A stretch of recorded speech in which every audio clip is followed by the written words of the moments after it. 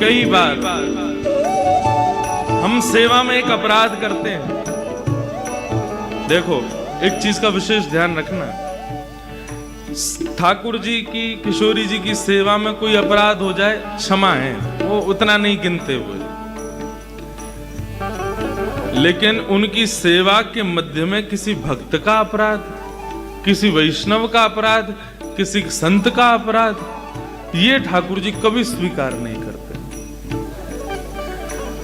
अपना अपराध स्वीकार है, लाल जी को, लाडली जी को, ठीक है, सेवा में तुमसे हो गई भूल, कोई बात नहीं, लेकिन यदि तुमने भूल से भी ठाकुर जी के अनन्य रसिक जन एवं ठाकुर जी के कोई भक्त वैष्णव जन, उनका कोई अपराध किया और केवल कर्मणा नहीं, मनसा भी कर दिया, वाचा भी कर दिया, श्री जी कभी स्वीकार नहीं कर सकते। वृंदावन की एक बड़ी प्रसिद्ध घटना, एक वैष्णव थे, वे गुरु आश्रित हुए, तो उनके गुरु ने उनको आज्ञा की कि तुम नित्य यमुना स्नान किया करो और अपने गीले अंग में ही ब्रजरज लपेट करके और नेत्र बंद करके, और तुम फिर किशोरी जी और श्याम जी के नित्य लीला का विहार का दर्शन किया करो, क्योंकि तुम उस स्थिति में पहुंच गए हो अब कि तुमको उनके लीला का दर्शन होगा। तो नित्य जाते यमुना स्नान करके और पूरी ब्रजरज में लेट के जब पूरे ब्रज में रज में संलिप्त हो जाते, तो यमुना पुलिन पर ही नेत्र बंद करके बैठते, तो उनको श्याम सुंदर और किशोरी जी प्रकट होकर के दर्शन देते थे। ऐसा अद्भुत उनको लीला का दर्शन होता था। एक बार जब नेत्र बंद करके बैठे तो ठाकुर जी का अद्भुत स्वरूप, ये पद मुझे बहुत प्रिय है। ठाकुर जी दर्पण लेकर के बैठे हैं और श्री किशोरी जी से पूछ रहे हैं, बताओ दोनों में कौन सुंदर लग रहा है? तुम सुंदर लग रही हो कि मैं सुंदर लग रहा हूं? बहुत प्रिय है मुझे ये पद। तेरो मुख नीको की मेरो श्याम प्यारी, तेरो मुख नीको की मेरो श्यामा प्यारी, तेरो मुख नीको की मेरो श्यामा प्यारी, तेरो मुख नीको की मेरो श्यामा प्यारी। केवल सुनने से काम नहीं चलेगा, ठाकुर जी की लीला को नेत्र बंद करके दर्शन करो। ठाकुर जी आरसी हाथ में लेके बैठे हैं, श्याम सुंदर के बगल में किशोरी जी बैठी हैं। सुंदर भाव को अपने हृदय में स्थापित करो और उच्च स्वर में गाओ मेरे संग। तेरो मुख नीको की मेरो श्याम प्यारी, तेरो मुख नीको की मेरो श्यामा प्यारी। दर्पण हाथ लिए नंद नंदन, दर्पण हाथ लिए नंद नंदन, दर्पण हाथ लिए नंद नंदन,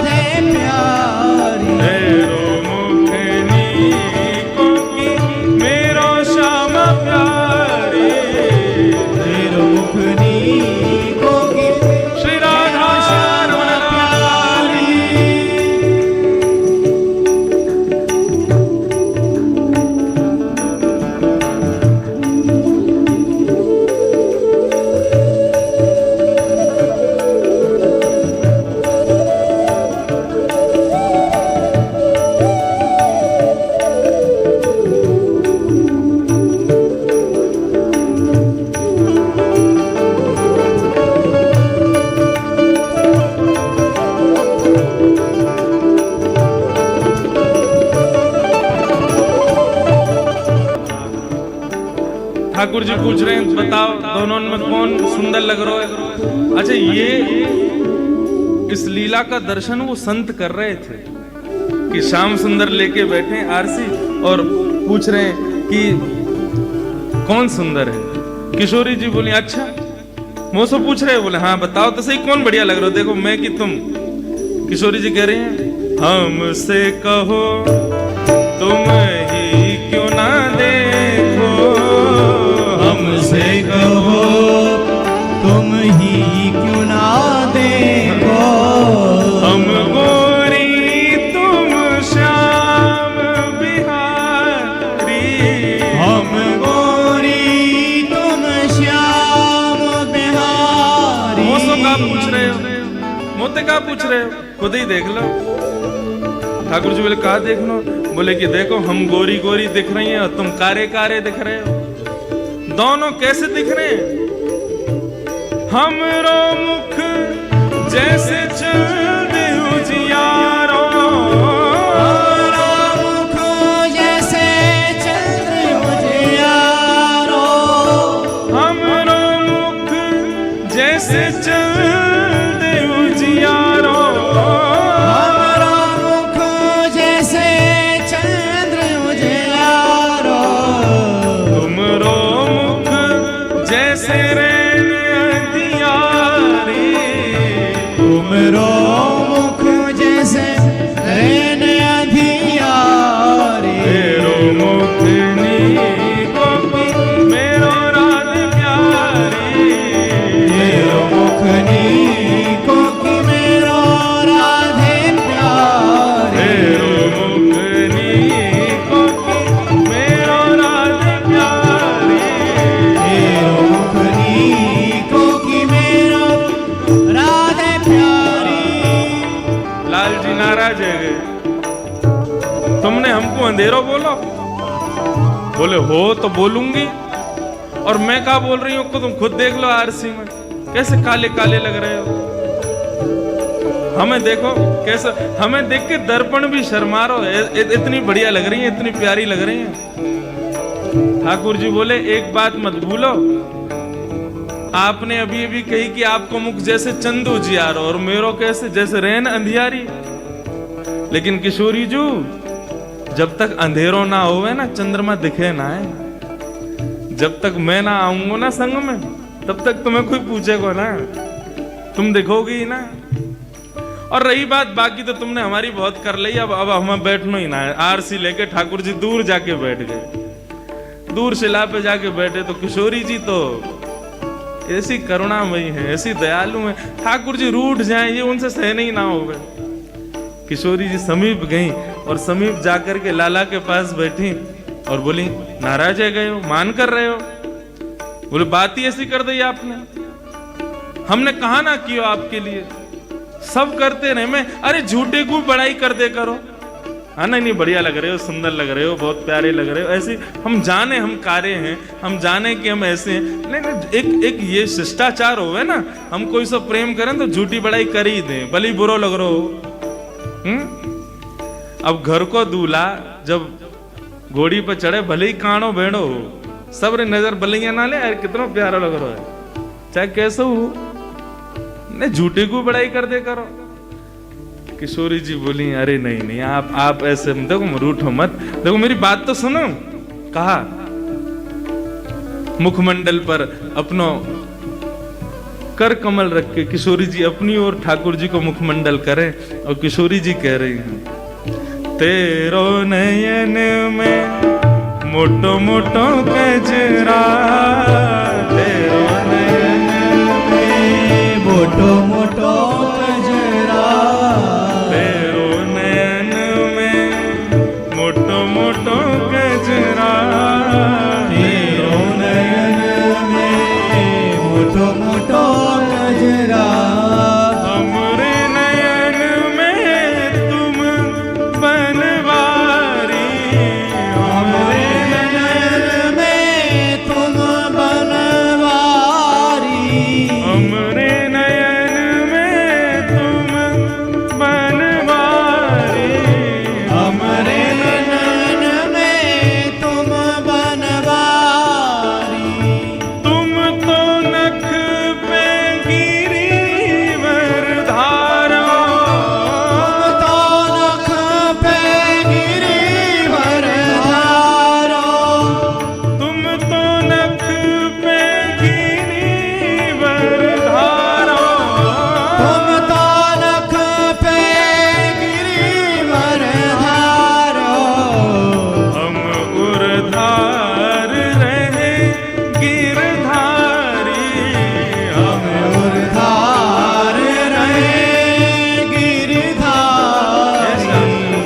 श्याम सुंदर, देखो तुम्हारे नैनन में कैसो कालो कालो काजल लगो है। ठाकुर जी बोले या को भी भाव यही कह रही होंगी कि वो कालो काजल दिख ना रहो क्योंकि हम कारे हैं। अरे ना मैं यूं थोड़ी कह रही हूं, तो क्या कह रही हो?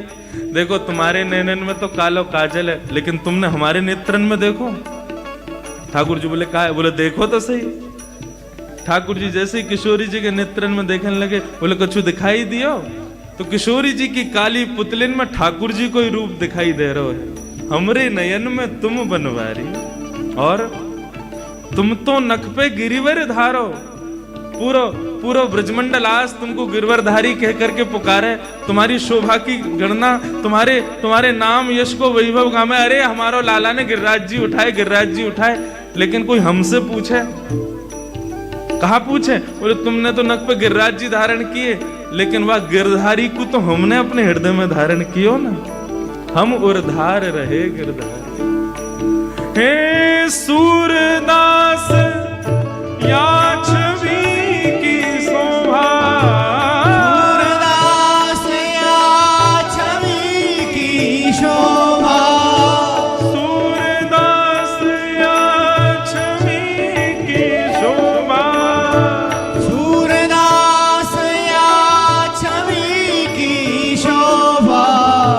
इन नैनन सो टरत नटारी, इन नैनन सो टरत नाटारी, इन नैनन सो टरत नटारी, इन नैनन सो टरत नाटारी। तेरो मुखनी को कि मेरो राधे प्यारी, तेरो मुखनी को कि मेरो राधे प्यारी, तेरो मुखनी को कि मेरो श्याम प्यारी, तेरो मुखनी को कि मेरो श्यामा प्यारी, तेरो मुखनी को कि मेरो राधे प्यारी, तेरो मुखनी को कि मेरो राधे प्यारी। श्री वृषभानु दुलारी की, बाल कृष्ण लाल की जय। अब यह छवि को दर्शन करके कौन को हृदय मयूर नृत्य नहीं करेगा? श्री यमुना में स्नान करके ब्रजरज तन पर लपेट करके बाबा जब यमुना पुलिन पर बैठे या स्वरूप को दर्शन कर रहे, तो बाबा इतने प्रसन्न है गए। लाल जी जब रूठ के बैठ गए तो बाबा को जोर की हंसी आने लगी। बोले वाह बाबा, आज ठाकुर जी नाराज है गए, अब किशोरी जी मनावेंगे इनको। तो ऐसा भाव आयो कि बड़ी जोर की हंसी आई उनको। लेकिन तभी एक अपंग ब्रजवासी सामने से जा रहा था और एक पांव ना होने के कारण थोड़ा लड़खड़ा के जा रहा था। तभी बाबा की जोर की हंसी निकली तो वह ब्रजवासी के मन में ये भाव आयो कि बताओ कैसो पाखंडी ढोंगी बाबा है, यहाँ पे ब्रजरज लपेट के बैठो है और मेरी दुर्बलता पे हंस रो है। ये मन में भाव उस ब्रजवासी के आया, उसने कुछ कहा नहीं। वो बेचारा अपने पांव कोई ऐसे संभाल करके वहां से आगे बढ़ने लगा। उसके मन में केवल ये भाव आया कि बताओ बाबा कैसो मुंह पे हंस रहा है। लेकिन बाबा तो लीला में हंस रहे थे। जब उस ब्रजवासी के मन में ये भाव आया कि बाबा मुंह पे हंस रहे, तो सुंदर युगल स्वरूप जो बाबा के नेत्रन में लीला कर रहे हो, वो लीला करते करते अंतर ध्यान हो गया। कुंज दिख रही है, लता पत्र दिख रहे हैं, सघन कुंज के दर्शन है रहे, लेकिन श्याम सुंदर और किशोरी जी नहीं दिख रहे। बाबा अपने ध्यान लीला में भीतर और प्रवेश करें, सब जगह खोजें, हे श्याम सुंदर कहाँ चले गए, हे किशोरी जी कहाँ हो। सब जगह घूम रहे हैं, विचरण कर रहे हैं, लेकिन ठाकुर जी नहीं मिले। बहुत देर प्रयास करने के बाद जब उनकी समाधि टूटी, नेत्र खुले, नेत्र खोलने के बाद पुनः यमुना जल में स्नान किया, फिर से तन पे ब्रजरज लगा के फिर नेत्र बंद करके बैठे, लेकिन ठाकुर जी प्रकट नहीं हो गए। भाव विह्वल हो गए, रुदन करने लगे, अपने गुरु के पास गए दौड़े दौड़े। बोले लाल जी को ऐसो मंगल स्वरूप को दर्शन कर रहे हो, लेकिन पतो ना कहा अपराध मोसो है गयो कि श्री श्याम सुंदर मुंह को अकेले छोड़ के चले गए। ठाकुर जी कहीं प्रस्थान कर गए। हे गुरुदेव आज्ञा करो, मैं कहा करूं। तो उनने कही कि देखो श्याम सुंदर और किशोरी जी कभी अपराध बन जाए ना उनकी लीला में सेवा में तो क्षमा कर दें। निश्चित ही तुमसे कोई वैष्णव को अपराध है गया, कोई ब्रजवासी को अपराध तुमसे बन गयो है, और भले ही तुमने मनस्थिति तुम्हारी नहीं होगी उनको अपराध या अपमान करवे की, लेकिन तुमसे है गयो है बस। ठाकुर जी सब स्वीकार करें, लेकिन ब्रजवासी वैष्णवन को कोई बिना किसी प्रयोजन के भी कोई अपराध मतलब क्यों नहीं है, बन गयो है, वो भी ठाकुर जी स्वीकार ना करें। इसलिए ब्रज में बहुत सावधानी की जरूरत है। यत्र प्रविष्टो सकलोपि जंतु आनंद सच्चित घनताम उपैति। वृंदावन शतक कहता है कि वृंदावन में प्रवेश करने के बाद एक कीड़ा भी आनंद सच्चिदानंद का स्वरूप है, उसको भी वंदन करो। ब्रज साधारण नहीं है, ब्रज कुछ और ही है, हमारी सोच से परे है। हम ब्रज ही समझ जाएं तो किशोरी जी समझ आ जाएं, हम ब्रज को ही नहीं जानते अभी। लाला तो सो कोई ब्रजवासी को अपराध है क्यों है? मैंने तो क्यों नहीं, बोले तेने ना कियो लेकिन तो से हुए गए हो है। अब कहा करूं? बोले एक ही उपाय है। कहा? बोले एक ब्रजवासी की बिना प्रयोजन के अपराध करवे के पीछे अब तो को जब जब तेरे सामने कोई भी ब्रजवासी आवे वाको दंडवत प्रणाम कर और सबसे क्षमा मांग, चाहे वो वाको रूप कैसो भी हो, चाहे वाको स्वरूप कैसो भी हो, मान वस्त्र वो भले ही मोहते कछु भी बोल रहा हो, लेकिन ब्रजवासी है, वाको दंडवत प्रणाम करके क्षमा मांग कान पकड़ के। भले ही वाको तेने अपराध नहीं किया, लेकिन तो अब जब तक श्याम सुंदर किशोरी जी प्रकट ना होंगे तब तक सबको प्रणाम कर, संतन को भंडारो कर, सब संतन से क्षमा मांग। यह ब्रज की महिमा को जान लाला। यहाँ ब्रजवासी जो जन्म ले रहे हैं सब ठाकुर जी के प्राण हैं, इनको कोई भी प्रकार को कष्ट देना माने ठाकुर जी की रोंग खींचने के समान है, इनको अपराध मत करें। उनने जाकर के महाराज भंडारो करायो, सब संतन को झरा भंडारे के काज निमंत्रित कियो, दुनिया भर के संत पधारे, खूब ब्रजवासी पधारे, सबके चरणन में लेट लेट करके दंडवत प्रणाम करें और सब कान पकड़ के कहें मुझको क्षमा कर दो। अब आप किसी का अपराध नहीं किया उससे भी क्षमा मांगोगे तो अनायास ही, अरे भैया कान मत, अरे भैया, अरे हाँ ठीक है कियो क्षमा, ये भाव होता है। सब ब्रजवासी एक संग खड़े होकर के उनको आशीष देने लगे। अरे भैया तेने कुछ कियो ही ना, हमने क्षमा कियो नहीं, बस आप बस मेरे सिर पे हाथ रख के मैंने ना कियो सही मुझे कह दो कि मैंने क्षमा कियो। सबन को श्याम सुंदर को स्वरूप जान के उन्होंने प्रणाम करके जब क्षमा मांगी, अनंत ब्रजवासियों ने एक संग जब उनको क्षमा कियो तब दौड़ करके गए, यमुना में कूदे, जैसे ही गीलो अंग भयो वापे ब्रजरज लपेट करके जैसे ही नेत्र बंद करके बैठे, सुंदर सघन कुंज में श्यामा श्याम फिर विहार करने लगे, फिर नित्य लीला दिखाने लगे। ठाकुर जी अपनों सेवा को अपराध क्षमा कर दें, लेकिन अपने किसी वैष्णव भक्त वृंद को कोई अपराध हमसे हो जाए, ठाकुर जी वाको कभी क्षमा ना करें।